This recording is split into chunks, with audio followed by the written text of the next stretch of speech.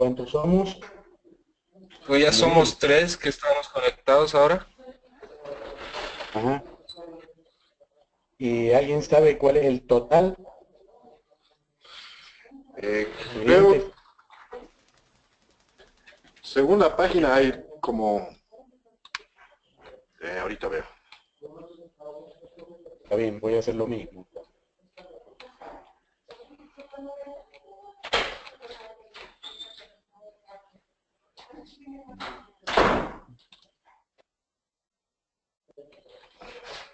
Bueno, acá tengo que asistentes son 8. Asistentes conectados ahora. No sé si será así o no, pero... Son como 40, como 40 participantes. De Ajá. Sí, los 40 40 somos 3 o participantes. 4 conectados. El que yo les he puesto es el material que corresponde a taller de tesis 1, 2 y 3. O sea, hay absolutamente todo el material. Ahora, la idea mía es darles a ustedes la opción. A mí no me gusta imponer algún libro determinado. Eh, no soy ese tipo de docente. Entonces, por ejemplo, de metodología de la investigación tienen una docena o más de libros. La idea es, a los fines del foro, ustedes se identifiquen con un determinado libro y, bueno, cualquier libro para mí está bien. O sea, como te digo, yo no estoy casado con ningún autor, ni mucho menos. A mí perfecto. lo que me interesa es que ustedes tengan y digan, bueno, a mí este autor no me convence, no me gusta cómo enseña, um, este autor es inentendible porque hay autores que escriben en chino, entonces un poco la idea es esa. Por eso es que tal vez estén un poquito apabullados con tanta bibliografía, pero mi filosofía un poco es lo que abunda no daña, entonces mejor que sobre y no que falte, ¿no es cierto? Es Pero como te verdad. digo, la cosa es que vos empieces a leer alguno y te identifiques, y con ese libro a lo mejor te alcanza para los 3 módulos, para taller de tesis 1, 2 y 3, y a lo mejor no necesitas consultar otra cosa. Pero también me suele pasar en los posgrados que hay estudiantes, por ejemplo, muy inquietos y que dicen, no, pero yo quisiera leer un poco más y no sé dónde puedo encontrar. Entonces, para cubrir todo el espectro, le he dado 600 megabytes, una biblioteca de metodología de la investigación. Sí, bastante No sé si información. con eso... ¿Mm? Sí, me tomó prácticamente como unas 2 horas descargar todo el material, pero vi que hay lecturas muy interesantes acerca de investigación. Son 600... Y bueno, ya iré viendo ¿Mm? cómo discernir la información que es bastante, pero es buena al mismo tiempo. Correcto, como te digo, la idea es que eh, para este posgrado virtual, el foro evaluativo, que justamente como su nombre lo indica, es evaluativo, porque es una forma de eh, constatar que han tenido lectura. No importa si han leído un libro, 20 o 30. La cosa es que el concepto esté claro. Por eso las preguntas están dirigidas a saber si el concepto está asimilado o no. Por eso también el sistema que opté es un sistema de preguntas y respuestas um, para el foro. En otros posgrados virtuales, los docentes lo que utilizan es el sistema de foro normal. Y el foro normal a mí no me gusta porque hay un estudiante que contesta, los otros estudiantes ven la contestación, la cambian un poquito y La copian claro, y van completamente. contestando lo mismo. En cambio aquí, con este sistema, ustedes tienen que contestar primero para poder ver qué contestaron los demás. De esa manera yo me aseguro de que no se han copiado y que se asimilaron los conocimientos. Porque no te olvides, Luis, que el eje de una maestría es la tesis. Claro, de hecho. O sea, en realidad, las otras materias que tienen en una maestría escolarizada son de apoyo al tema de tesis, pero el eje de la maestría es la tesis misma. Entonces, lo que hay que buscar es tratar de alcanzar las competencias generales de toda maestría. Y esas competencias son justamente, como yo les explicaba en la guía didáctica, esas competencias son desarrollar aptitudes de estudios y habilidades, tanto para la investigación como para transmitir, socializar los resultados de esa investigación a través de la docencia. Por eso a las maestrías se les suele llamar 50-50, mitad docencia, mitad investigación. El perfil de estos posgrados es un perfil social. ¿En qué sentido? La mayoría de las profesiones son, por así decirlo, egoístas. Es decir, tú eres psicólogo, Sí, ok. Tú sí, tienes así. tu título profesional lo vas a utilizar para tu propio beneficio. Es decir, vos vas a tener a lo mejor tu consultorio, no sé, y vas a lucrar con eso. En el caso de maestría y doctorado, eso se consideran títulos sociales. ¿Por qué sociales? Porque la idea de estos títulos no es que vos pongas un consultorio, sino que vos hagas investigación, compartas la investigación a través de una publicación con otros colegas, pero que además pueda socializar los resultados de esta investigación a través de la docencia. Por eso se los considera títulos sociales. Y ahora me voy a tomar otro trago. Ajá. Salud.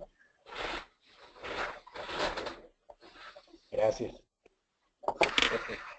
Hace que aquí Sí, de con hecho, calor. al leer las recomendaciones vi em, que estaba remarcado este aspecto de la enseñanza, ¿no? De que las maestrías van enfocadas mucho a lo que es la enseñanza y lo social y el impacto que tiene que tener a la sociedad la investigación que uno puede llegar a realizar.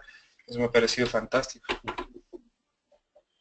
Es así, lamentablemente en Bolivia como que esa idea no está bien entendida, entonces muchas veces estos títulos como maestría y doctorado se los utilizan también como títulos nobiliarios. Un poquito es el famoso dígame licenciado, dígame magíster, dígame doctor, y no se utiliza no se lo ejerce al título en el sentido de las competencias que acredita ese título.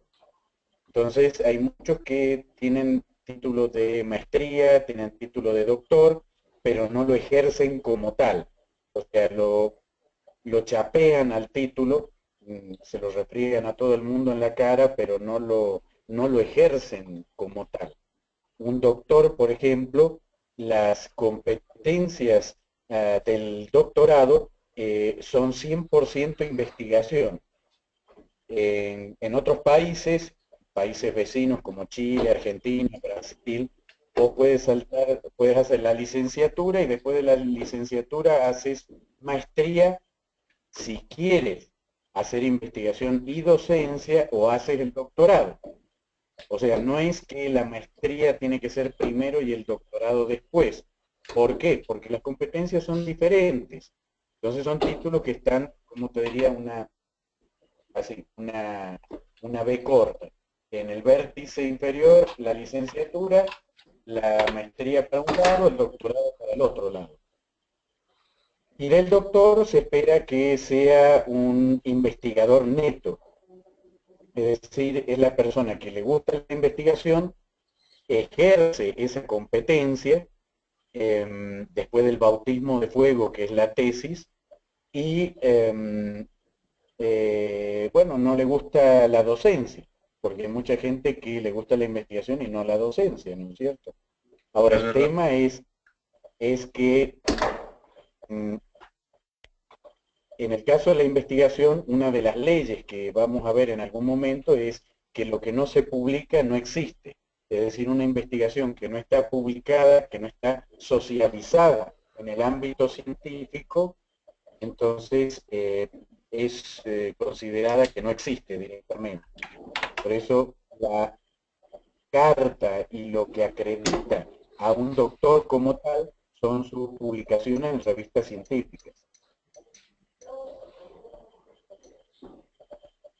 Doctor, una consulta referente a lo que se está conversando. La investigación debe ser socialmente... No te veo. Juan Carlos Ah, habla, Juan, Juan Carlos, sí, Juan Carlos. Ok, Juan Juan Carlos, sí. Carlos. Sí, yo soy Juan Carlos. La investigación debe de ser socialmente rentable, es lo que entiendo. Es decir, debe de haber una inversión, ya sea privada o pública, para la investigación.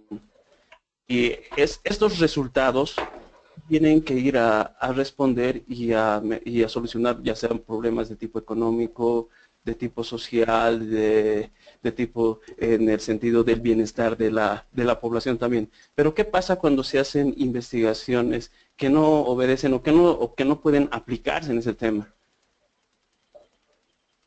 Ah, mira, ahí entramos en un terreno epistemológico complejo. En primer lugar, te hago una aclaración. Número uno, no hay una, no existe la ciencia inútil. Es decir, no existe ninguna investigación que vos puedas decir esto no tiene utilidad. Lo que vos puedes decir es, en estos momentos no sé para qué sirve, no sé para qué se aplica, pero en algún momento se va a aplicar. Eh, en segundo lugar,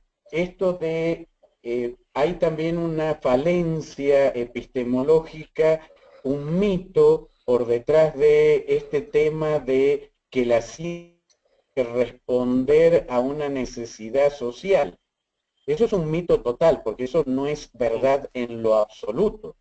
En general, el científico sabe antes que la sociedad lo que la sociedad necesite.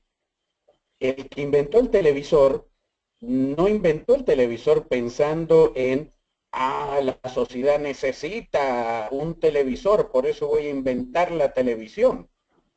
Eh, Lo mismo pasó con la radio, lo mismo con el celular, o sea, no había una necesidad social. Normalmente los científicos, uno de los requisitos para investigar es hacer lo que te gusta. Es muy difícil resolver problemas cuando no te gusta lo que estás haciendo, o lo estás haciendo por otra cosa que no sea tu vocación.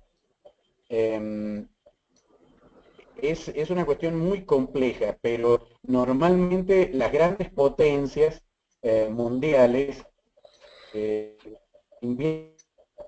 pero a nadie se le pide que investigue en tal o cual rama. Eh, yo me topo muchas veces con este que se debe hacer investigación social porque la investigación en ciencias puras no sirve para nada. Es otra cosa, primero ridícula, después absurda, y bueno, le podríamos poner varios otros adjetivos. Pero al respecto es un poco como la eterna discusión ciencia básica o ciencia aplicada. Es una discusión bizantina ridícula también. ¿Por qué es ridícula? Porque es como, ¿será que yo pueda construir un avión boliviano, 100% industria nacional, sin saber física? ¿Será que se puede hacer? Es imposible eso. Claro. Entonces, la ciencia básica es el pilar para la ciencia aplicada. Por lo tanto, una discusión de cuál de las dos es importante es un absurdo. Y lo mismo pasa con este tema de que la investigación tiene que responder a las necesidades sociales. Te voy a dar otro ejemplo. Ahora tenemos en La Paz problemas con el agua. Correcto. Ok, podríamos decir que eso es una necesidad social. De agua. Ok, pero ¿qué te va a decir un científico? Te va a decir lo que te voy a decir yo ahora. Estas son las consecuencias de nuestras acciones, la falta del agua. Entonces, los científicos hace rato, hace más de una década, entre ellos yo, que venimos diciendo, no hay que deforestar, no hay que hacer esto, no hay que hacer lo otro. Ajá. ¿Acaso alguien en la sociedad preguntaba por eso? No, nadie. Pero igual nosotros a la sociedad hemos visto el problema porque tiene el marco teórico en una sociedad. ¿El docente investigador o el ciudadano de a pie? El que tiene el marco teórico en un determinado tema es el docente investigador. Por lo tanto, es el que puede prever el problema antes de que ocurra. Entonces, en realidad, la investigación siempre tiene que tener un componente de libertad. Poder investigar lo que a uno le gusta. Y el propio investigador es el que sabrá cuál es la aplicación que va a presentar a la sociedad y le va a decir, señores, aunque ustedes no lo crean, acá está la solución a este problema. Un problema social. A ver, ¿quién se queja socialmente por alguna enfermedad nueva como el Zika, por ejemplo? Los investigadores están buscando un remedio para esa enfermedad, aunque la sociedad no lo pida. Y la sociedad no lo va a pedir tampoco. De la misma manera que la sociedad no marchó cuando se secó el lago Popó, por ejemplo. A pesar de que para los científicos esto es súper importante porque en el tema de agua siempre hay un plan C, un plan D y un plan Z también. Y un plan B podría haber sido como reservorio de agua el Popó. Un plan D, el lago Titicaca, por ejemplo. El lago Titicaca es una de mis líneas de investigación. He publicado varios libros, varios artículos científicos, he denunciado por televisión cómo estamos contaminando el lago al punto tal de que esta agua, hoy por ejemplo, si la queremos utilizar es intomable. Ajá, pero la sociedad no se da cuenta que ahí está el plan B o el plan C. Entonces somos nosotros los que le tenemos que decir, señores, no pueden seguir contaminando el lago, porque si lo contaminamos no tenemos futuro. Entonces las necesidades sociales muchas veces son puntuales, coyunturales y que responden más bien a intereses de grupos que tienen intereses creados realmente.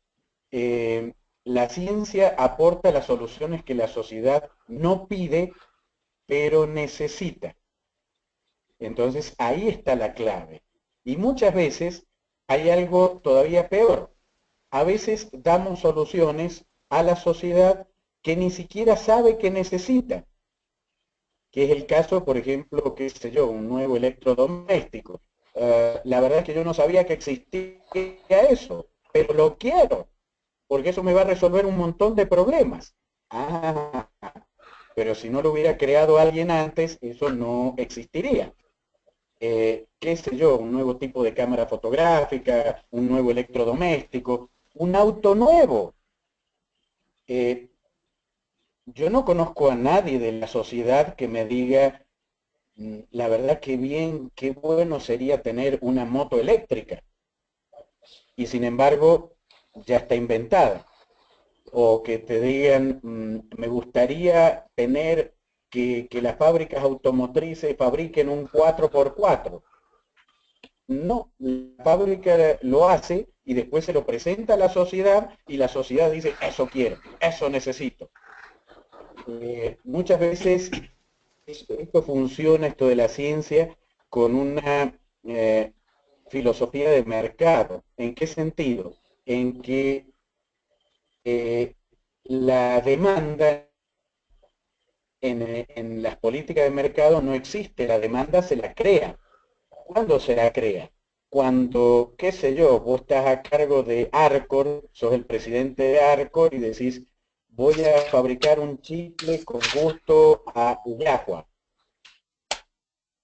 Y después que vos lo presentes por televisión y hagas una excelente publicidad y propaganda, vas a crear la demanda. Entonces la gente va a decir, ay, necesito un chicle del yahua, porque me hace falta picante en la boca.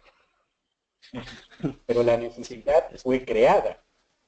Correcto. No es que la sociedad, es un poco lo que te decía, actualmente hay muchos problemas sociales, el tema del agua, por ejemplo, qué sé yo, si has visto los últimos programas de televisión que hice yo en RTP o en Jaque Mate, el gastar $500,000 rociando yoduro de plata, eso no responde a la necesidad social. Lo que te puedo decir yo como académico, como científico, es que lo que estamos haciendo ahora es uh, responder a, a los causales de nuestra propia culpa. O sea, nosotros durante años no hemos estado escuchando las advertencias de los científicos de que si se sigue talando la selva, los yungas para sembrar hoja de coca, va a faltar agua, y bueno, ahora se ha cumplido y ahora ¿qué hago?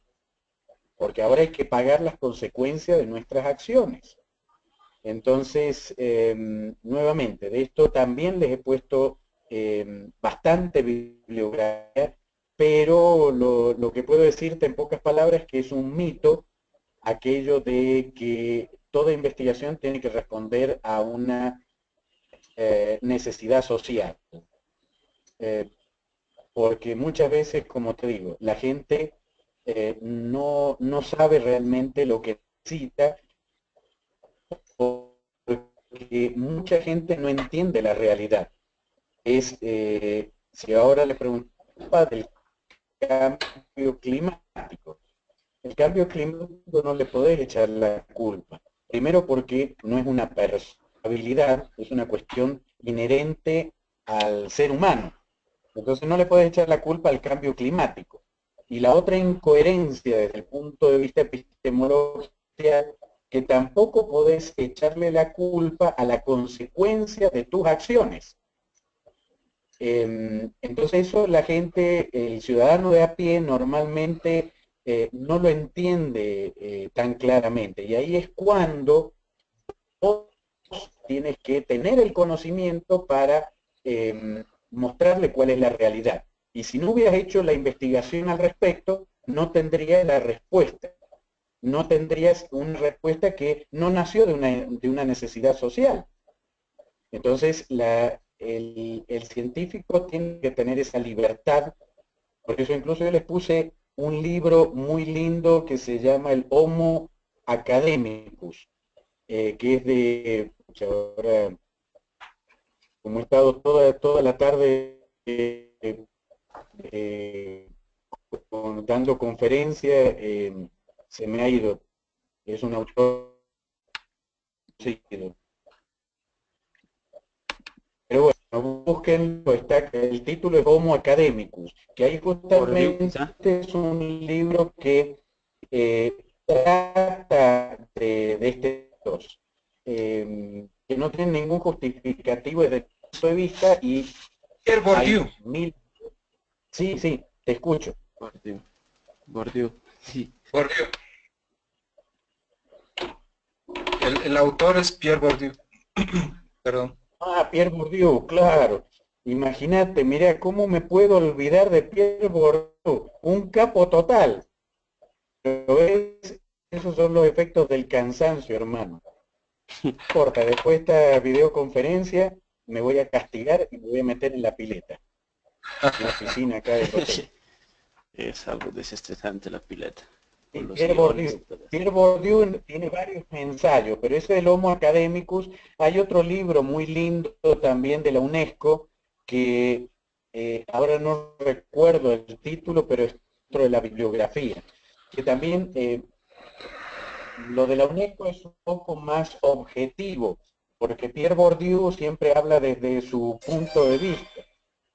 En cambio, el de la UNESCO es más objetivo, más neutral, pero también habla de esto que se ha dado en llamar la responsabilidad social que tiene que tener un académico, que incluso hasta está normado, hay una norma ISO para eso, que son las ISO 26000, que si mal no recuerdo en algún lugar creo que las he metido también, las ISO 26000, porque es son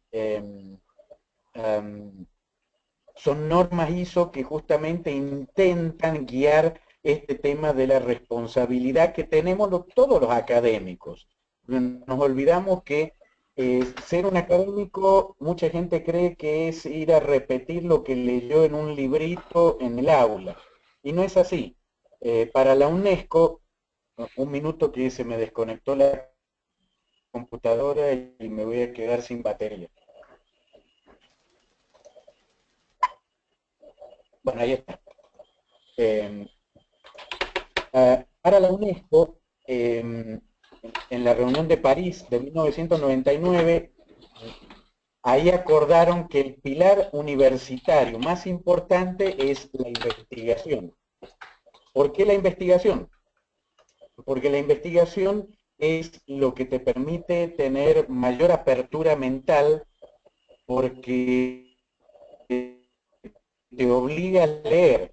Mientras más sé, estoy a una apertura mental, valga la redundancia, más abierto, tengo una mente más abierta, y porque la investigación garantiza que de alguna manera yo pueda enseñar en el aula de primera mano, que es un poco el sustento de lo que están haciendo por presión internacional, lamentablemente, la mayoría de las universidades, que es implementar el famoso currículum por competencias, que lamentablemente también a muchos docentes no les gusta esa idea del currículum por competencias.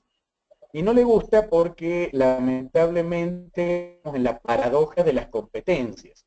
¿Cuál es esa paradoja? Nadie puede enseñar las competencias que no tiene. Por darte un ejemplo, yo no puedo enseñar cirugía cardiovascular si nunca he leído. No importa cuántos libros haya leído. Hay muchos docentes que creen que porque han leído algún libro, eso los habilita para la docencia. Según la UNESCO, no es así. Según la UNESCO, vos tenés que ser un investigador, generar conocimiento de tu área, si es el área, qué sé yo, psicología freudiana, junguiana, no sé, lo psicoanalizás a Jung y haces un nuevo paradigma del psicoanálisis de Jung. Entonces, escribís tus libros, publicas tus artículos científicos, y eso es lo que te habilita para hacer el conocimiento que has generado vos, pero en un marco teórico amplio que permita tener opiniones también de otros autores, ¿no es cierto? Pero vos en un papel protagónico, es decir, el docente tiene que ser protagonista. Te lo voy a explicar esto del protagonismo desde el punto de vista psicológico para que me entiendas. El objetivo universal de la educación es formar seres humanos íntegros. Eso dice la UNESCO. Pero el artículo 80 de la Constitución dice algo parecido, dice formar personas íntegras. ¿Cómo hago yo para formar a una persona? Porque formar, tú sabes que se escribe con la letra F. Parece obvio, pero no es tan obvio. Porque cuando un docente lee un pinche libro y lo repite en el aula, lo que está haciendo es informar. Formar implica cambiar a una persona, llevarla por el camino correcto a esa persona. Entonces, ¿cómo logro formar a una persona? Necesito ahí un insumo que es la credibilidad. ¿Cómo logro yo tener credibilidad? Muy fácil, con el dominio del conocimiento. Una persona que domina el conocimiento es una persona psicológicamente muy segura de sí misma, que no tiene miedo que le hagan preguntas raras, complicadas. No, no, no, no, no, no. Pregúntenme lo que quieran, porque tengo el dominio del conocimiento. Entonces, ¿por qué se necesita que un docente sea seguro de sí mismo? Porque una persona segura de sí misma, psicológicamente se traduce en el estudiante esa seguridad como credibilidad. Yo siempre voy a creer en una persona muy segura de sí misma. En una persona insegura nunca voy a creer. Y de hecho, como ustedes son psicólogos, yo no, yo soy...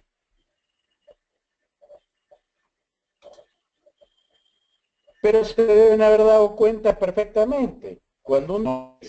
Este tipo no sabe una papa, es un burro. Entonces, por eso la importancia de la investigación.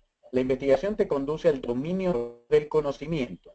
El dominio del conocimiento te hace una persona muy segura.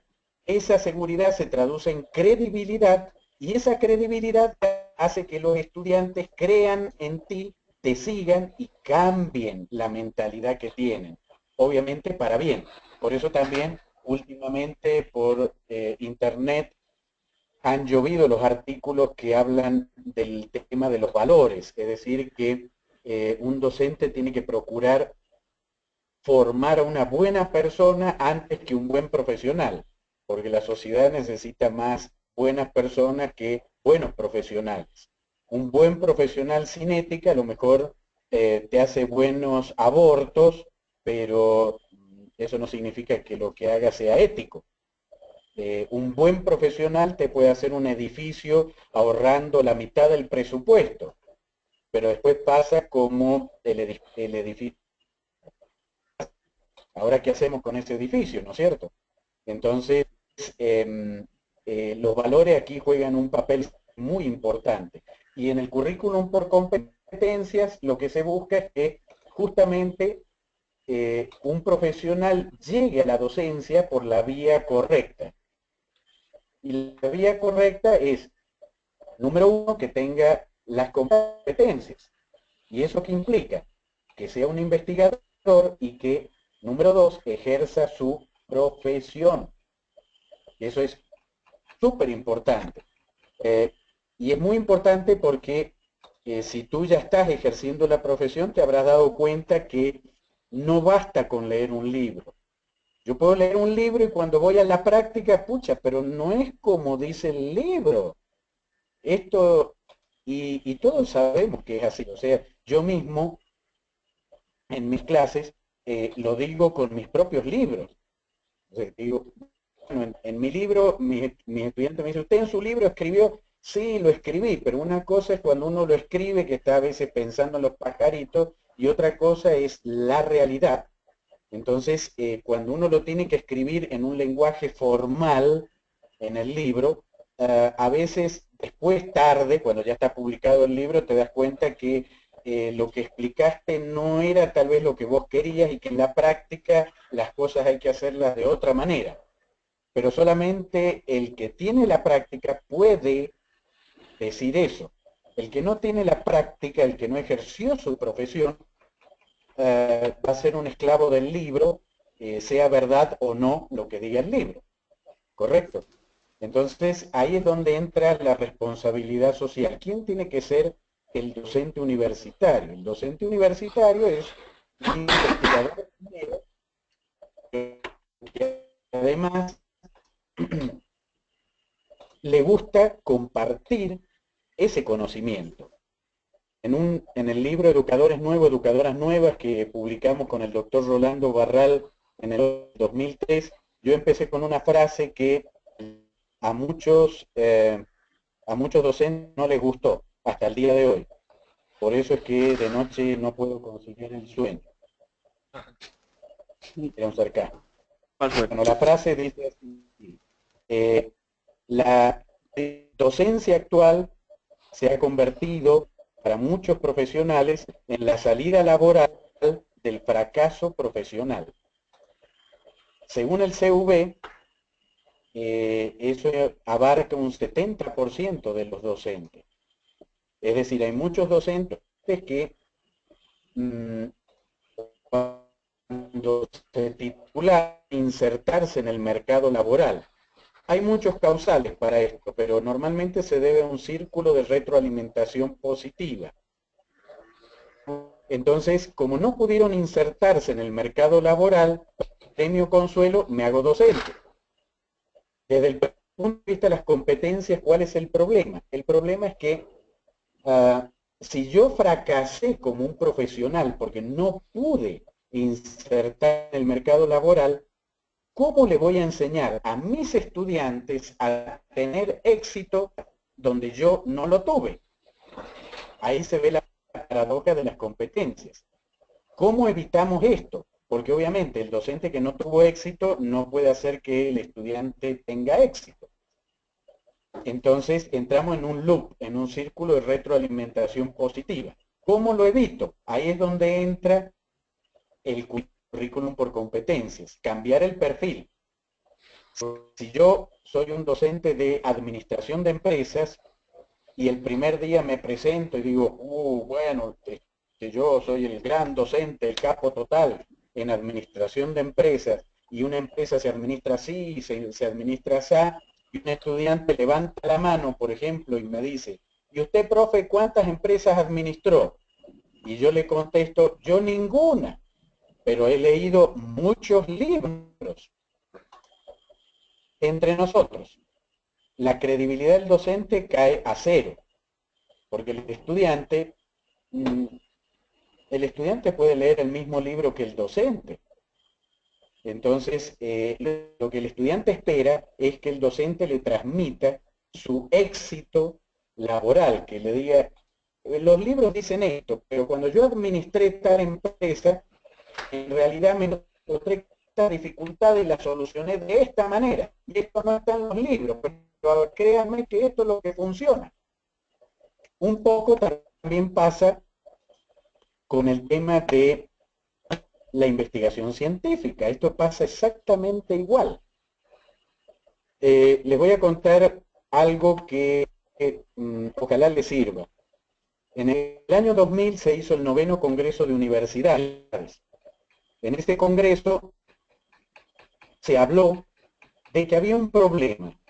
Y esto es muy interesante con el tema que me preguntaba sobre las necesidades sociales.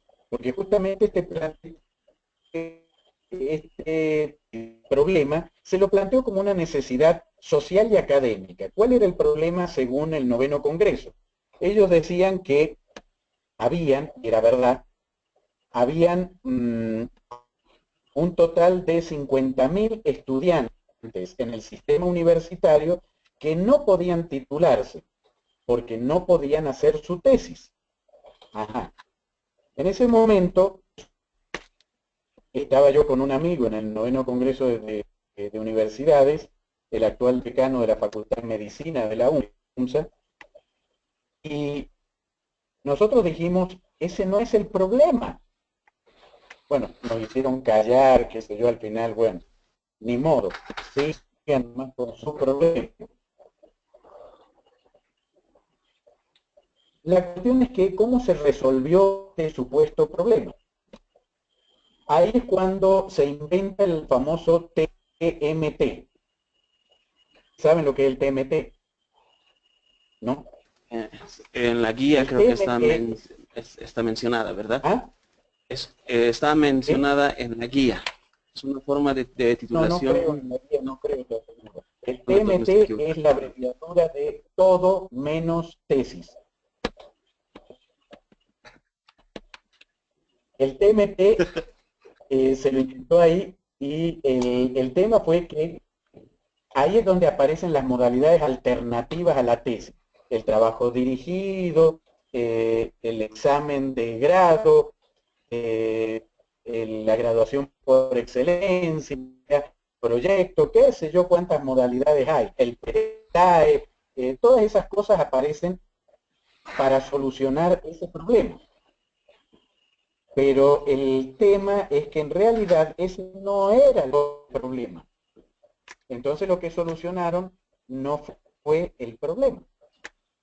Y nuevamente, ellos, los académicos que estaban en ese evento, ellos mismos no sabían cuál era el problema.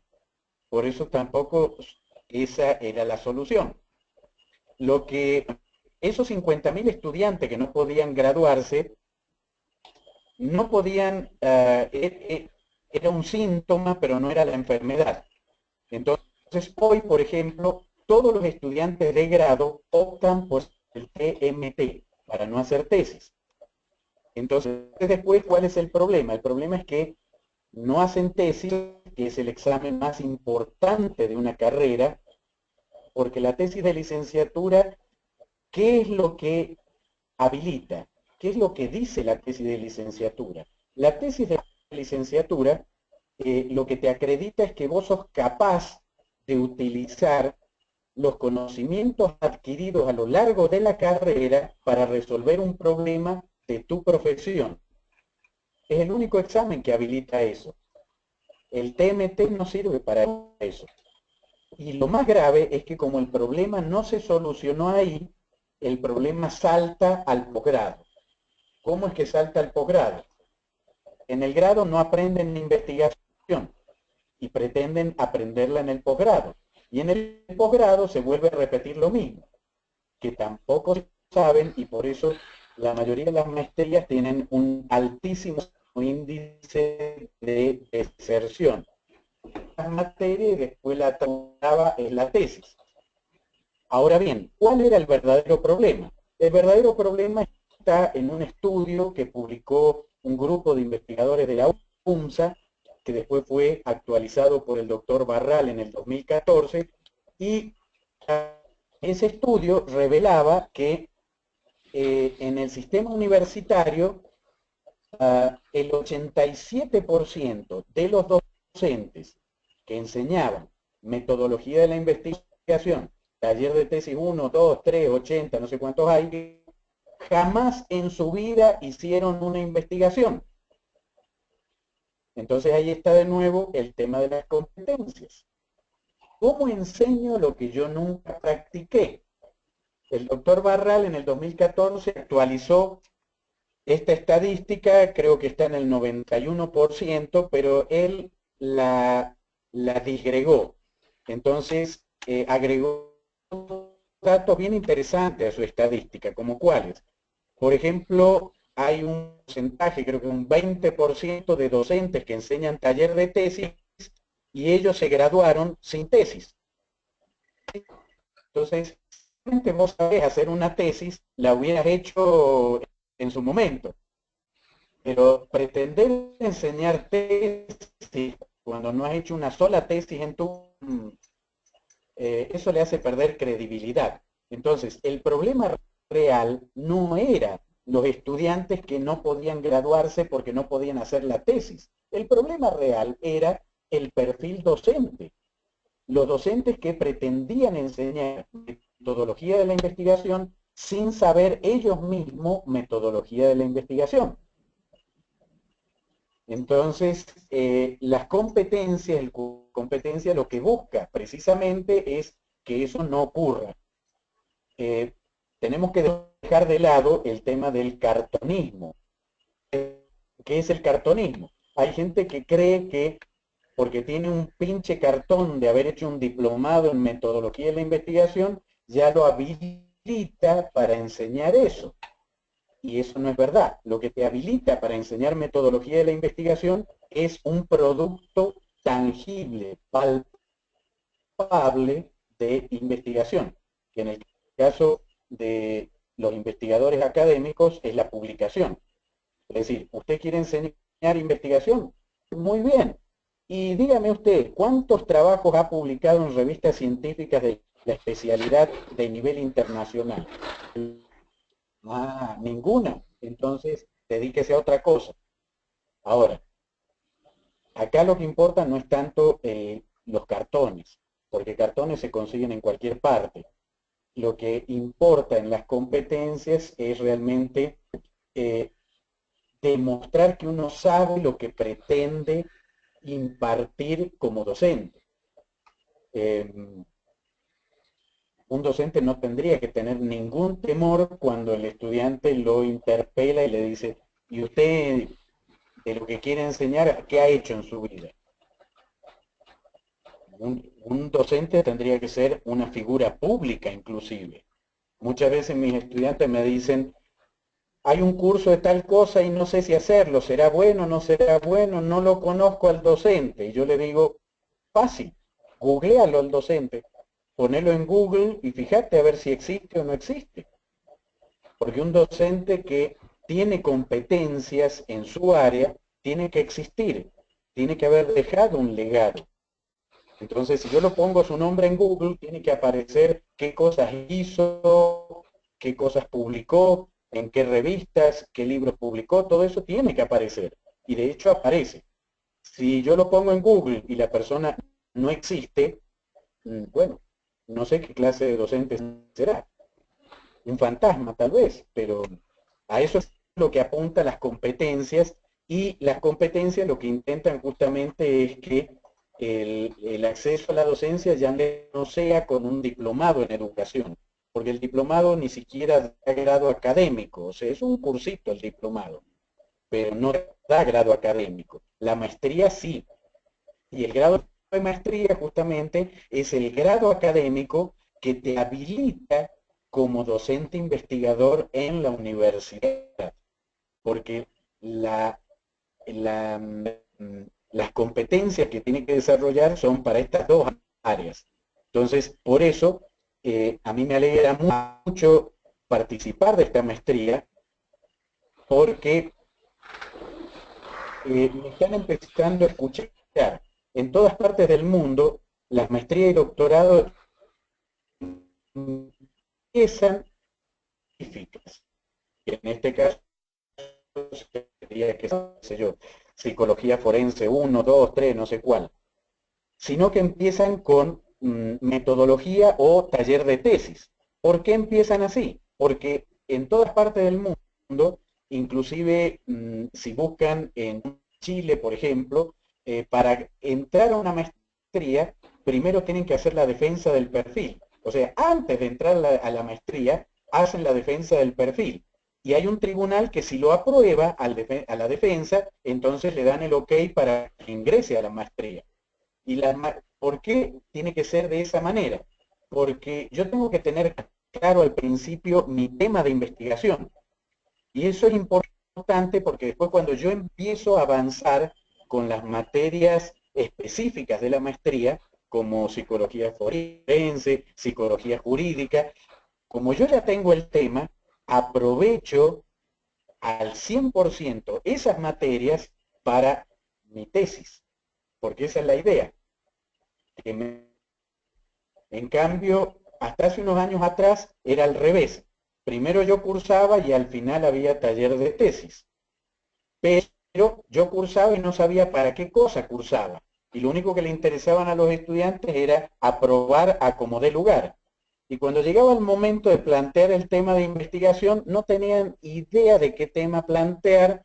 Y lo peor de todo es que por ahí planteaban un tema que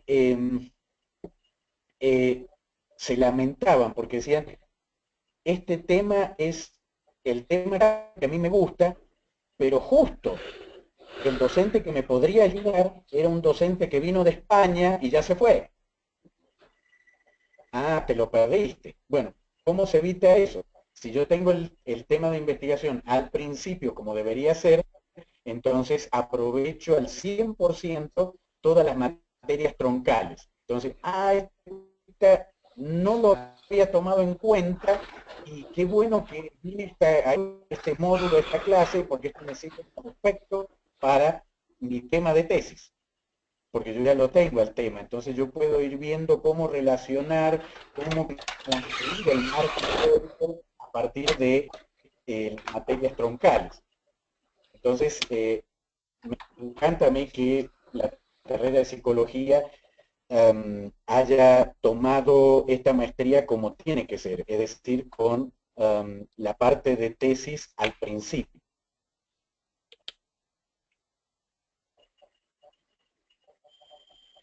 Creo que no se ha sumado gente, ¿no? Seguimos siendo poquitos.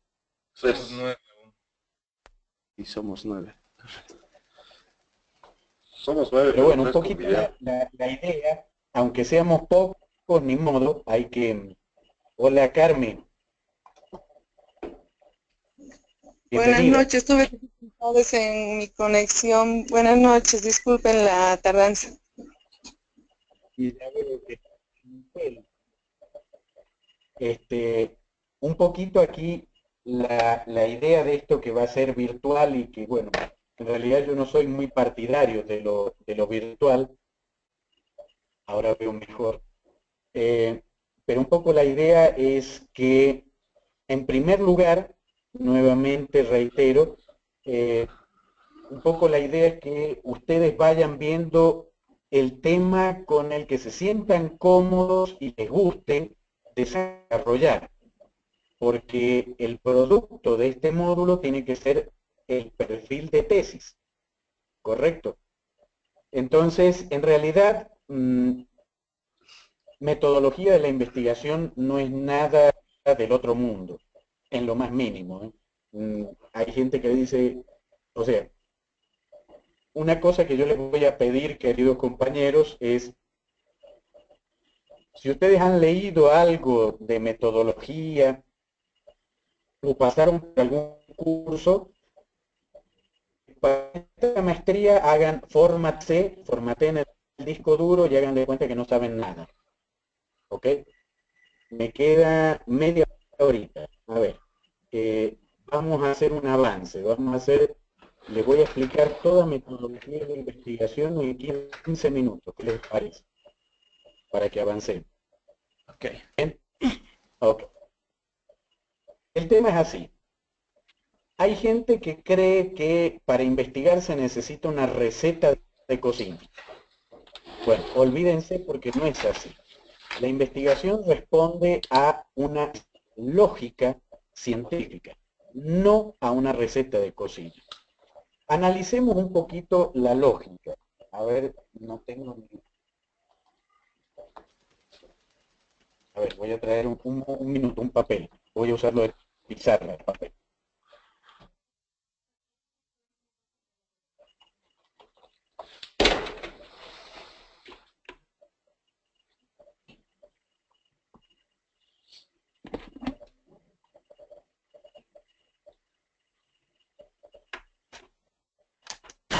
Es el problema de estar en un hotel. No tengo ni Sí, papel. no se encuentra. Puede abrir el Ustedes blog, tienen un papel, me lo Lucas. pasan. Acá está. Papel membretado del hotel. A ver. Ahora, ¿qué necesito? Necesito un puntabol. Yo voy a ir armando la lógica de la investigación científica. Entonces, el primer paso para esta lógica es esta letra, no sé si se ve,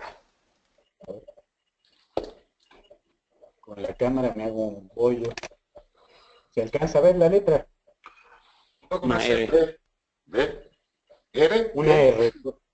Una R, ¿no? La letra R. ¿Qué es la letra R?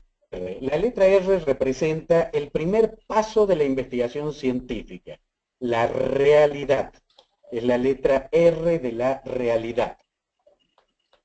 Pero ustedes son psicólogos, así que hay cosas que para ustedes es más obvia que para el resto de los otros posgrados en los que intervienen. Esa realidad es diferente para todos. Y para los académicos empieza a ser diferente esa realidad cuando está de esta manera. ¿Se alcanza a ver? Sí. ¿Sí? Es una Ok. R en un Es la cuadrado. misma R, pero con un Cuadrado. recuadro. Ok. Ese recuadro es o son unos anteojos especiales que el marco teórico, ¿correcto? Hay mucha gente que no entiende el marco teórico. El marco teórico es,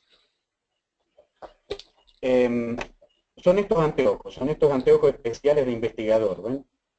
Estos anteojos especiales hacen que yo vea la realidad de otra manera.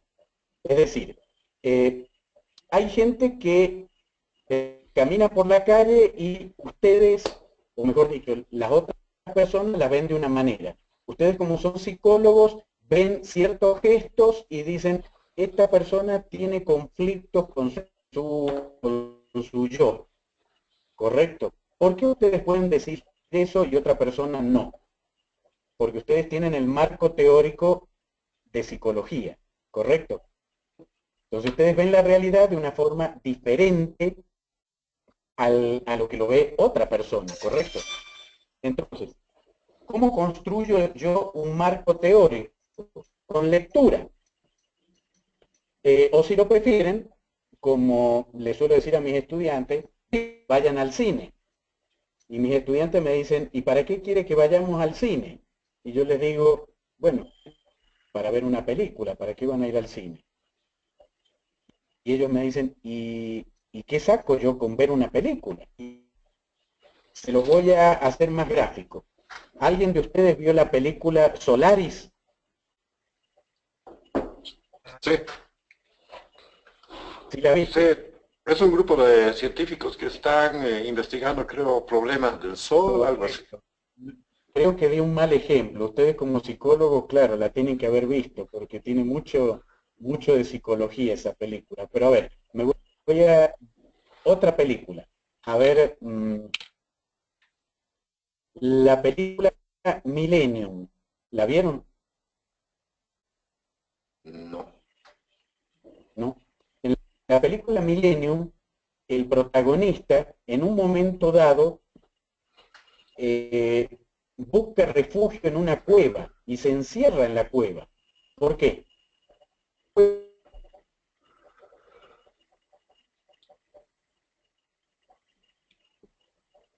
¿Por qué no me pueden contestar la pregunta? No se escucha bien, Porque el no la audio está vimos. mal. Porque no Porque la no Yo no lo vimos. vimos la escucho bien. película. No hay Porque no audio. vimos la película. ¿Hola? A ver, hay momentos que se Esa corta. es la respuesta correcta, porque no vieron la película. Esa es la Correcto. respuesta correcta. Ujú. Entonces, a ver, ¿cuál es la moraleja de esto? Muchas veces, para plantear un tema de investigación, los estudiantes tienen la preocupación de decir, no sé qué pregunta hacerme, no sé qué problema plantear. Bueno, por eso hay que ir al cine. Si no veo la película, no puedo hacerme preguntas de una película que no vi. ¿Se Exacto. entendió? La película es el marco teórico. Entonces, para poder hacerme una pregunta sobre la realidad, yo tengo que tener el marco teórico. ¿Ahora se entendió? Entendido. Sí. ¿Se lo ve ahora en mi pizarra mágica? Sí, sí, se lo ve bien. ¿Lo ven? La pregunta tiene que surgir. ¿Se ve o no se ve lo que estoy mostrando? La pregunta tiene que... Entonces, yo tengo que ver la película. ¿Cierto? Yo todavía me acuerdo a mi hijita de 10 años, cuando tenía 3 años, yo empecé a llevarla al cine. Y ella a esa edad ya le costaba ver las películas porque era muy ansiosa. Entonces veía la película y decía, papá, ¿por qué pasa esto? ¿Por qué pasa lo otro? ¿Por qué? ¿Por qué? ¿Por qué? ¿Por qué? Perfecto. Pero si no hubiera visto la película, no habían preguntas. ¿Correcto? Es decir, ¿qué representa la película? el marco teórico, representa un pedazo de realidad que si yo no lo veo, no me puedo hacer preguntas de lo que no conozco. ¿Me entienden? Entonces, para construir el marco teórico, lo que yo necesito es ponerme a leer. ¿De qué voy a leer? Pero, queridos amigos, lean lo que les gusta. Base fundamental para una tesis. Lo que les gusta, pero obviamente no me digan voy a leer de fútbol, porque la maestría es sobre psicología forense y no fumes delante mío, hermano, que me dan ganas de fumar. Y si no, convídame un cigarro. Aquí tiene, aquí tiene, aquí tiene. A mí me falta café. Ah, mira, a mí también me falta café, hermano. Con Coca-Cola tengo que suplir un poco la falta de cafeína. Bueno, Acá Cristian nos recomienda. Bueno, pásenmelo, aunque sea virtual. El café. Ahí está, sí, sí. Fantástico. Entonces, volviendo un poquito al tema, el consejo número 1 que les doy es lean dentro del tema de la maestría, busquen leer libros de lo que les gusta. Mientras más lean, más se van a enterar de qué trata la película, ¿correcto?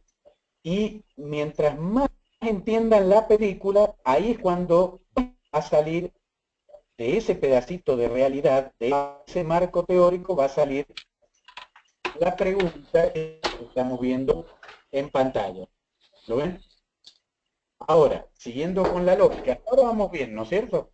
Sí. Sí, vamos bien. Entonces, siguiendo con esta lógica, si yo formulo una pregunta, ¿qué espero a cambio de una pregunta? ¿Información? Una No. respuesta. La Una respuesta. respuesta. La respuesta. Una respuesta. Ok. A mí me gusta mucho rescatar la etimología de las palabras. Entonces, en ciencia positivista, después vamos a ver qué pasa con ciencia naturalista, pero en la ciencia positivista hay una palabra para esa respuesta que es esta que están viendo aquí. ¿Se ve? Hipótesis. No se distingue. Hipótesis. ¿No se distingue? A ver ahí. Hipótesis. Sí, pero en realidad no es hipótesis. Hipótesis es, bueno, sí es hipótesis, pero es una palabra, lo que quiero decir es que una palabra compuesta de dos palabras. Hipo, por eso la he dibujado como la están viendo en mi mini pizarra. Hipo. Doctor, no se distingue muy bien. ¿No se distingue? No se distingue muy bien. Clarito acá, ¿eh? Fíjate vos que hasta yo me veo peinado y todo. No lo cuestiono. Ahí cómo se ve. Ahora sí. Ahora sí, Ahí sí, sí se ve bien. Ahora se ve bien. Ahora se ve bien. A ver, fíjense cómo lo escribí. Hipo debajo de tesis, ¿lo ven? Porque hipo es que significa justamente esto. Significa por debajo de. Los médicos, por ejemplo, utilizan mucho el prefijo y personas que tienen la presión baja, ellos dicen es hipotensa. Una persona que le baja la glucemia, ellos dicen es hipoglucémico, ¿correcto? Entonces, ¿qué significa hipotesis? Por debajo del nivel de una tesis. ¿Y qué es la tesis? La tesis es la respuesta final. Una afirmación confirmada es la tesis. En hipótesis, si lo tenemos que traducir literalmente, sería respuesta probable. ¿Está bien? Perfecto. ¿Sí? Me van siguiendo, ¿no es cierto? Entonces, yo empiezo mirando la realidad desde... Una respuesta probable. Lo que pasa es que si pongo el papel, yo me veo lo que pongo. Miro la realidad desde el marco teórico. ¿Eso qué implica? Implica ver la película o leer de un determinado tema. Nuevamente, el tema que les guste, la película que les guste. Cuando ustedes lean sobre ese tema, que Es algo que les debe haber pasado siempre. Ponerse a leer de un tema y que les surjan preguntas mientras leen. ¿Les ha pasado o no les ha pasado? Todo el tiempo. Correcto. Entonces, si les surge una pregunta, el ser humano, esto no se los tengo que explicar a ustedes porque ustedes son psicólogos, el ser humano es de naturaleza hipotética deductiva. Es decir, el ser humano no tolera hacerse una pregunta y no contestarla. Entonces, por ejemplo, a ver, les voy a dar un ejemplo práctico. Ustedes salen a trabajar por la mañana. Entonces se levantan, desayunan, salen a su carro y cuando salen afuera está su vecino y el vecino no lo saluda. Ustedes lo saludan al vecino y el vecino en vez de saludar, ladra. Bueno, lo primero que se van a preguntar ustedes es, ¿qué le hice yo al vecino para que me ladre? ¿Correcto? Exacto. ¿Sí o no? Sí, ok. Pero el cerebro humano no tolera quedarse con la pregunta. Entonces ustedes en el auto van a ir manejando, pero le va a seguir dando vuelta el ladrido del vecino. Entonces se van a poner a buscar respuestas probables. Entonces van a pensar, ahora que me acuerdo, el año pasado yo le presté la cortadora de césped y todavía no se la devolví. Entonces se debe haber acordado y por eso me ladró en vez de saludarme. Ahora que me acuerdo también, le pedí prestado dinero hace 3 meses atrás y no se lo he devuelto. Por eso debe ser, no por la cortadora de césped. Pucha, ahora que me acuerdo, los fines de semana me acuesto con su esposa. Lo debe haber descubierto. Eso debe ser. Ok, cualquiera de las 3 respuestas probables son 3, donde esta cosa no... Ahí está, 3 hipótesis, ¿correcto? Ahora, son respuestas probables. Entonces, ¿cómo hago yo para sacarme la duda? ¿Cuál de esas 3 está enojado porque me acuesto con la esposa? ¿Está enojado porque no le devolví la cortadora de césped? ¿O está enojado porque no le devolví la plata que me prestó? Entonces yo necesito encontrar un camino para saber cuál de las 3 es la correcta, que puede ser alguna de las 3 o ninguna, porque también puede ser que no sea ninguna, ¿correcto? Entonces, ¿cómo se dice camino en griego? Así se dice camino en griego. Método. Método. Método. ¿Me van siguiendo, no? El método Sí, es sí. el camino que yo busco para demostrar que una hipótesis es correcta o no. Entonces, caminos. ¿Cuál sería el camino? Díganme ustedes algún camino.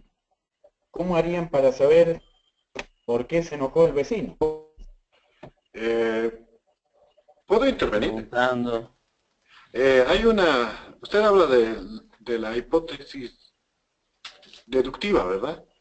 También hay la hipótesis inductiva, el razonamiento inductivo. O sea, a través del razonamiento. Correcto, sí, pero el tema acá es otro. El tema es que estamos planteando a la hipótesis como una respuesta probable. Hemos emitido 3 hipótesis, ¿correcto? Ahora, Exacto. el método es el camino que yo voy a utilizar para saber cuál de estas 3 es correcta, que pueden ser las 3 o puede ninguna. Entonces, ¿cómo se les ocurriría a ustedes que podrían tener la respuesta ¿Por las variables? correcta? ¿Ah? ¿Por las variables? Yo no me metería todavía con las variables, estamos recién empezando. Yo lo que quiero es, o sea, a vos te está comiendo el coco saber por qué está enojado tu vecino. Y lo que ¿Ya? yo quiero saber ahora es, ¿cómo harías vos para saber por qué está enojado tu vecino? Preguntando. El método.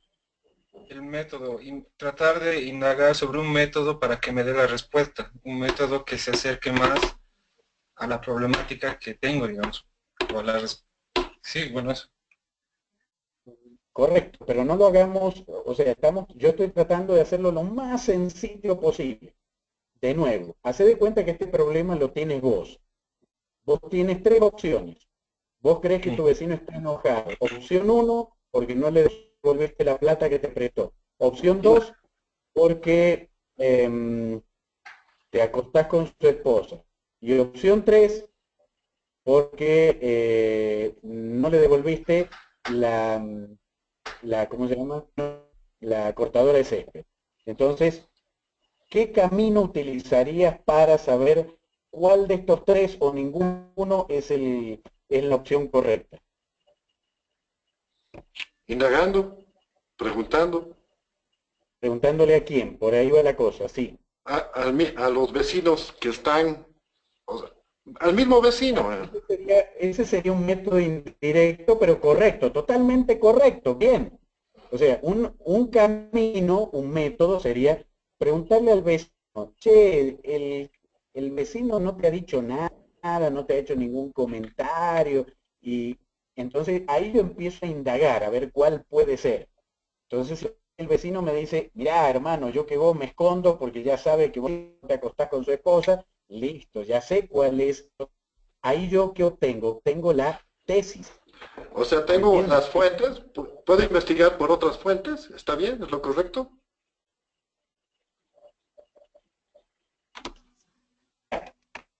Para que me entiendan, método nuevamente es camino. Camino. Entonces, si vos tienes que viajar, por ejemplo, a Tarija, tienes distintas rutas para ir. ¿Me comprendes? Entonces, vos vas a elegir cuál ruta. La más corta porque vas a ahorrar más combustible, porque vas a ahorrar tiempo, ¿correcto? Es decir, Exacto. cuando yo te digo voy a usar la ruta 1, y te digo por qué, y el por qué, ¿qué implica? Implica que yo te diga que la más corta es la que más combustible me permite ahorrar. Ahí lo que estoy haciendo yo es justificar ese método. Cuando yo tengo varios métodos, ¿no es cierto? Y elijo uno y lo justifico, ¿saben cómo se llama eso?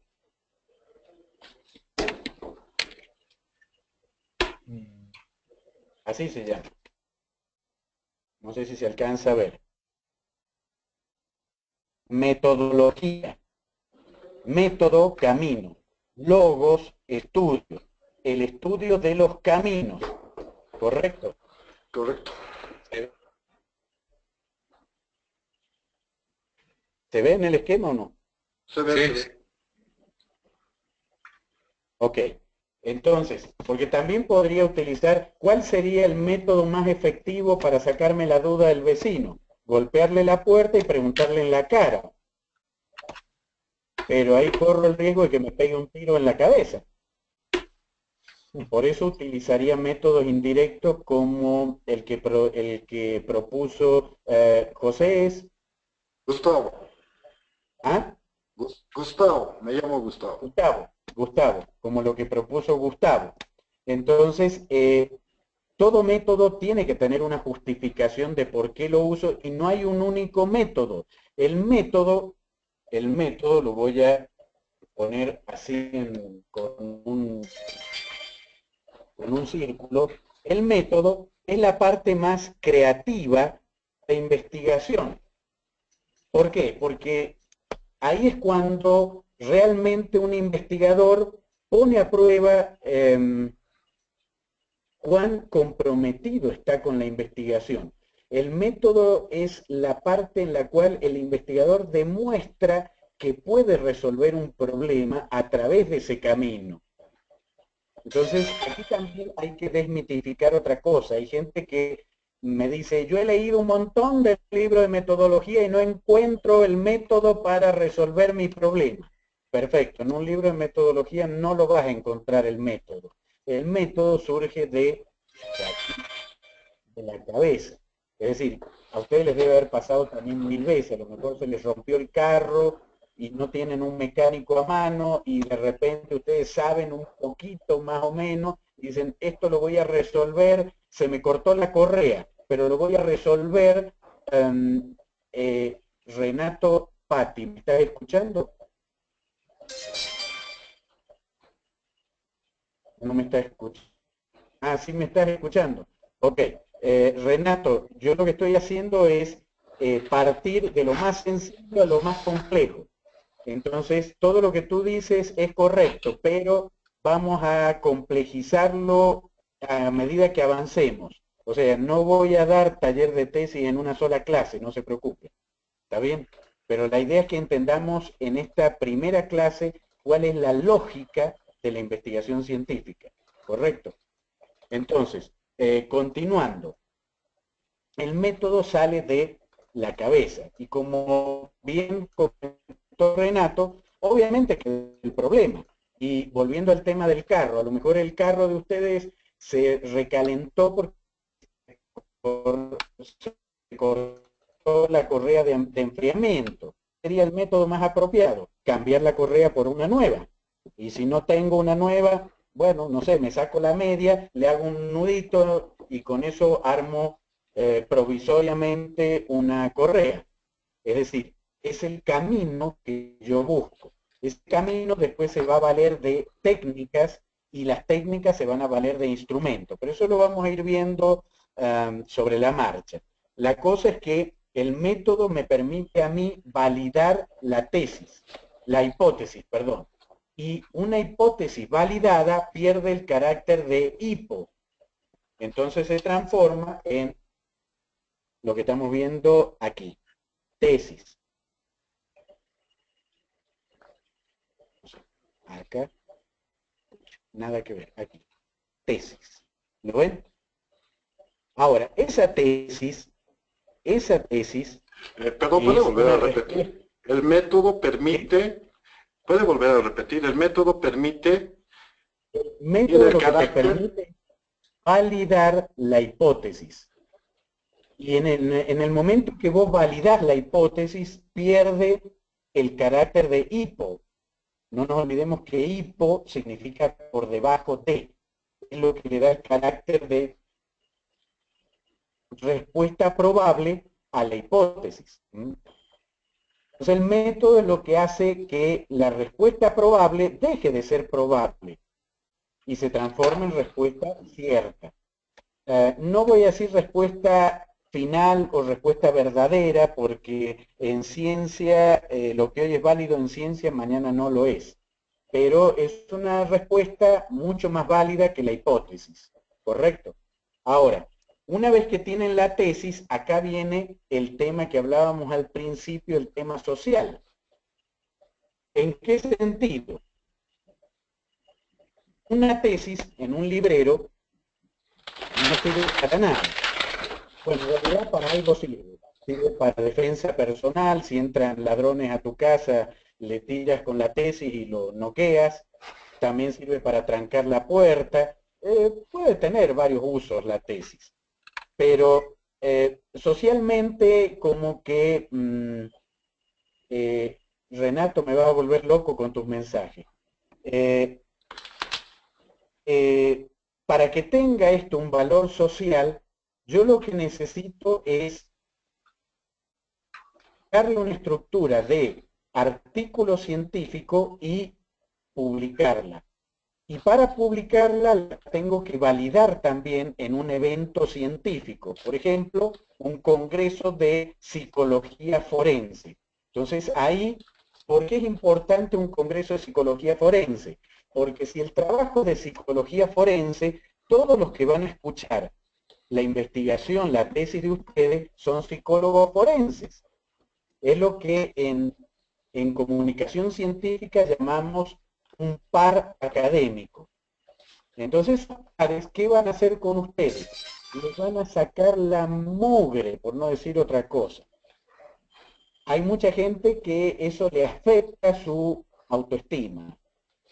Bueno, un científico no le puede afectar su autoestima, porque la ciencia se basa en errores, errores y más errores. Entonces, primero hay que partir de la condición humana. Todos somos seres humanos, los seres humanos son imperfectos, los seres humanos se equivocan. Entonces, la idea es que saquen para que el trabajo sea mucho mejor. Entonces, eso va a facilitar que puedan publicar en el Journal de Psicología Forense, no sé si existe, me lo estoy inventando, y eso es lo que en este circuito que hemos dibujado es lo que se denomina, a ver, aquí arriba, la comunicación científica y académica, ¿lo ven? CCA, acá con el dedo, ¿se ve? No, Sí, sí. nada. Justo debajo de mi pelada. No se ve, no se distingue, está muy borroso. Ahí, Sí, ya. ahí se ve. Sí, sí. Gracias. Ok. Comunicación científica y académica. Ok, entonces cuando ustedes publiquen su investigación en la revista en el Journal of Psychology Forensic y toda esa vaina, ¿el problema cuál va a ser? El problema es que ese trabajo no lo va a querer leer ni la tía, ni la esposa de ustedes lo va a querer leer. Porque es un trabajo científico muy técnico. O sea, nadie se lleva un journal científico a leer al baño. ¿Es correcto?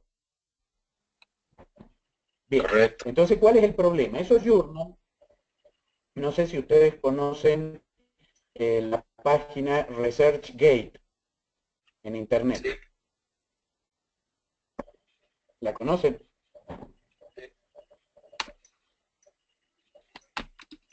¿Hay algún? A ver, tengan un poquito de paciencia.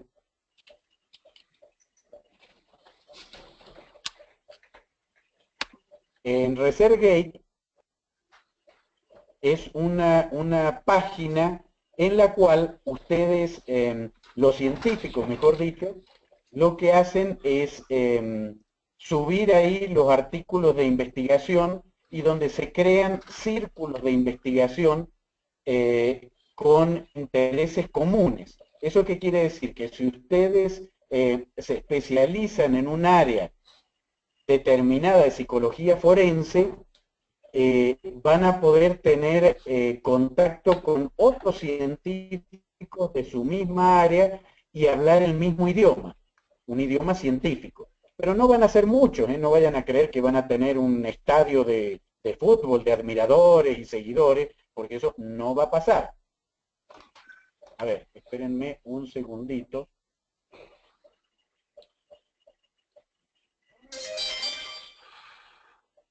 No sé si ustedes alcanzan a ver el escritorio, lo que yo tengo en el escritorio. Lo que yo tengo en el escritorio en este momento, ¿se alcanza a ver? Donde dice vista de audiencia, ¿lo pueden ver? Sí, está abajo. ¿Pueden ver esa página? Sí, yo la veo. ¿Sí? Ok. En este caso es el muro que yo tengo en ResearchGate. Y ahí hay un rating, ahí por ejemplo lo he subido y se puede ver un libro, la imagen de un libro que se puede bajar o dos artículos científicos, uno del Popó y otro de reservas urbanas. Y acá, en esta parte, en la parte derecha, pueden ver, por ejemplo, los científicos que yo sigo en ResearchGate y los que me siguen a mí. Entonces, eso es lo que se busca con la comunicación científica y académica. Pero les vuelvo a repetir, doña Rosa no va a leer un artículo científico porque tiene terminología de un marco teórico para leerla. Por lo tanto, el mismo artículo que publicaron en el Journal de Psicología Forense, lo tienen que socializar. A ver cómo me va con esto. Se alcanza a ver comunicación científica y académica y comunicación social. ¿Se ve? Sí. TS. ¿Lo ven? Sí. Se puede ver. Comunicación social. ¿Eso qué implica? Lo que hablábamos al principio, es decir, crear realmente o concientizar a la sociedad de que hay una respuesta a algún problema social.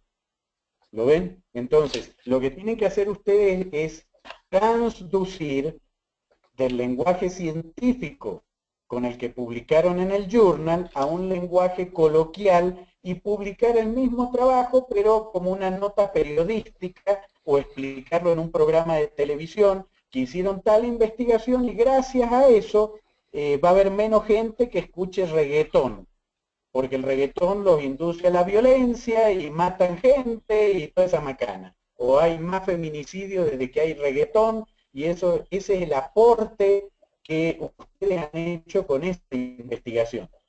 Pero si lo tienen que explicar en el journal, lo van a explicar en términos científicos. En cambio, perdón, me están llamando por teléfono, un minutito. Please. A ver, hermano, estoy en teleconferencia. Voy a pasar entonces, tenía saltado aquí en el centro de la. No, pasá por el hotel, hermano. Ya. Ok, chao. Bueno, mil disculpas. No sé si me comprenden. Es decir, ¿cuándo la sociedad va a tener el beneficio de esa investigación? Cuando la comunicación científica la conviertan en comunicación social. Con un lenguaje.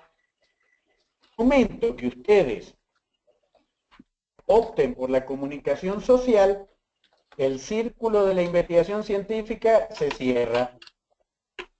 ¿Lo ven ahí cerrado? Sí. Sí. Yes. ¿Y cuándo se cierra? Cuando yo con mi investigación cambié el pedacito de realidad con el... ¿Lo ven? Ahí es cuando se cierra el círculo. Es decir, la investigación no tiene por objetivo el fin egoísta y egocéntrico de yo quiero ser magíster. Entonces la tesis se interpone entre el cartoncito y yo. No es así. La tesis tiene que cumplir un rol social y lo va a cumplir con estos pasos que les he comentado. Pero yo parto en la investigación científica de la realidad, de un problema de la realidad, y tengo que finalizar solucionándolo. Pero para que se solucione, la sociedad tiene que empoderarse. Y la única forma de empoderarse va a ser cuando yo lo socialice a través de la comunicación social. Porque, les vuelvo a repetir, nadie se va a entrar a ResearchGate a leer un artículo científico, porque eso no lo hace nadie. ¿Correcto? Nadie le interesa los artículos científicos excepto a los propios científicos. ¿Correcto? Pero doña Rosa, que con sus impuestos nos paga el sueldo de docente investigador, tiene el derecho de saber qué cuernos hacemos con ese dinero. Entonces ahí es donde entra en juego la comunicación social. Ahí es cuando la gente dice, ah, mira vos qué interesante esta investigación sobre el reggaetón. Resultó que no era tan leve el tema. Resulta que es peor que la droga y que la gente que le gusta el reggaetón se vuelve violenta y anda matando gente. Pero ¿cuándo ocurre esto? Cuando aparece en un periódico, no cuando aparece en un artículo científico. ¿Se entiende, no? Ahora bien, si hay que complicarlo un poquito, lo vamos a ver. Este esquemita que estamos viendo acá, hay un artículo en uno de los directorios sobre metodología de la investigación que escribí en la en la revista de FETSIDUMSA, Tribuna Docente, y está este esquemita mejor dibujado que lo he dibujado yo, está a todo color. Pero lo que les he mostrado es la lógica de investigación desde el punto de vista positivista. ¿Nuestro próximo encuentro cuándo es? Mañana. Mañana. Entonces mañana le vamos a agregar a este esquema, le vamos a superponer el esquema naturalista de investigación y vamos a justificar el por qué un esquema prefiere la hipótesis, el otro prefiere objetivos y así sucesivamente. Porque les vuelvo a repetir, acá no se trata de recetas de cocina, acá se trata de lógica. Esto que yo les expliqué hasta ahora, ¿tiene lógica? ¿Coherente? Sí, es coherente, es lógico. Sí, se entendió muy bien, gracias. Vamos bien hasta ahora. A todos, ¿vamos todos bien? Sí, correcto. Fantástico. Vamos Bien, entendiendo. bien, Luis, fantástico. Bien, Renato. ¿Por qué no te veo, Renato? No seas tímido, hermano. Aquí no veo. Hay alguien que no estoy viendo. Yo, Juan Carlos. Juan Carlos. Sí, de Potosí. Bueno, alguien no veo. No tienen que ser tan tímidos, muchachos. Miren, yo estoy dando esta videoconferencia y ni siquiera me peiné. Así que no tengo ningún problema. Pero bueno, si vamos bien hasta ahora, yo estoy contento. Entonces mañana vamos a tratar el esquema naturalista, que es lo que más se aplica en ciencias sociales. Y ahí vamos a ver por qué los positivistas prefieren usar hipótesis y los naturalistas prefieren usar objetivos. No es que uno excluya al otro, simplemente una cuestión de preferencias, pero tiene una explicación lógica. Y eso es lo que yo quiero que ustedes entiendan, la lógica. No quiero que lo vean como primero esto, segundo esto, tercero aquello, no. Quiero que se entienda. Entonces, si lo de hoy lo hemos entendido, estoy súper contento y me voy a ir a tomar una guari con miel al Prado aquí en Cochabamba y me voy a acordar muy bien de ustedes. Gracias, que le vaya bien. Buenísimo, Gracias, doctor. chicos, y mañana a la misma hora. Tratemos mañana, bueno, los puntuales está perfecto, De ser puntual. pero los que se incorporaron un poco más tarde, mañana traten de ser puntuales porque estas primeras clases yo creo que son clave. Entonces, me parece muy importante que empecemos todos a la misma hora, ¿ok? Perfecto. Muy bien. Muchísimas gracias, compañeros, y nos veremos en La Paz en algún momento, ojalá.